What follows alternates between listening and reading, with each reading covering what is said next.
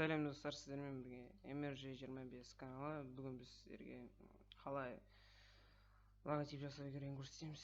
Ол үшін renderforest.com деген канал сайт керек, сол жаққа кіресіздер. Содан кейін создать логотип деген тұрады, соны басасыздар.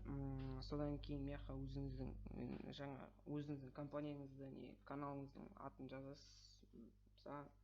MRG25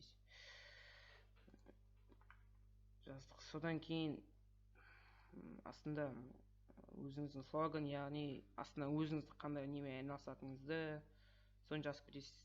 Описанияны жазып алады. Бірақ оны жазып алады. Дальше кетеміз. Сосын жанрларын таңдаймыз. Қандай жанр таңдайсыз? Мысалы, мен стиль линия таңдаймын, және плоский, минимальный таңдаймын. Дальше мияқта өзінің түрлері болады. Мынандай бар, мындай бар, мынандай бар, мындай.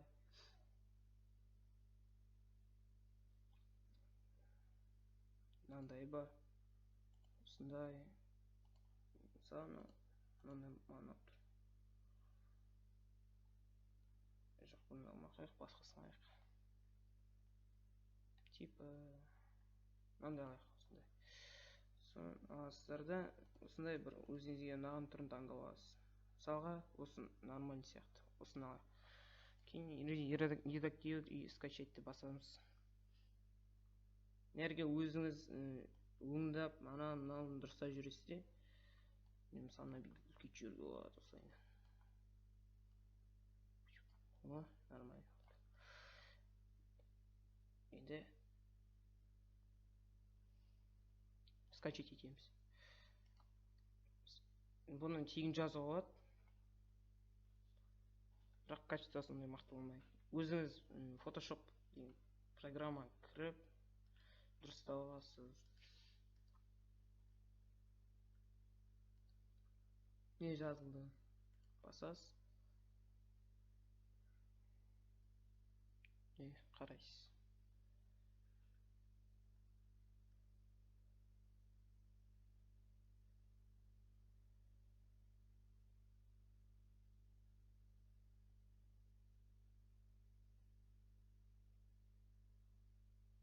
Міне сіздің неңіз шықты. Логотипіңіз.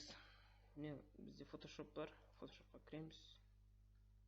Содан кейін оны жаңағы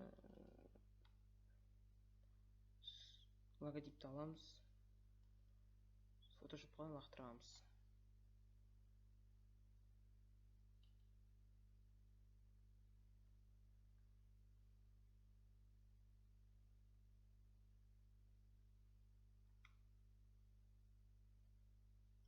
Бұл жерде әртүрлі құралдармен дұрыстамыз.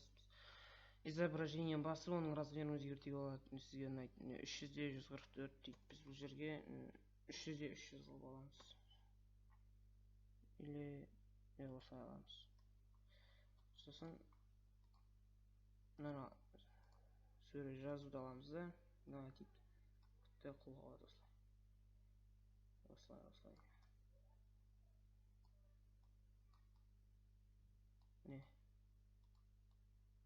Кейін бұған күшті эффекттер қосылады. Тең қосасыз.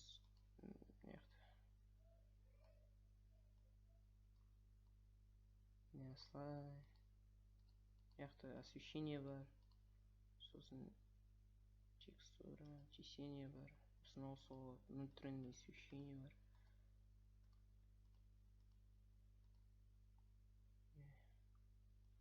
Осылай.